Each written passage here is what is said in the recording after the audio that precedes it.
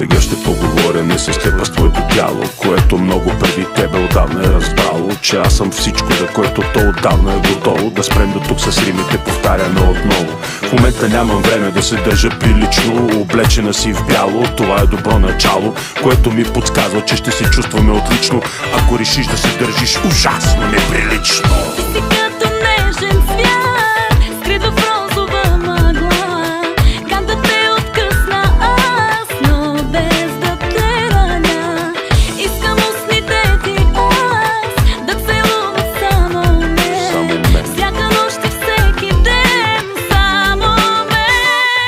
Ето моето сърце, ето моята душа, ето аз готов съм на всичко, ти какво ще ми дадеш?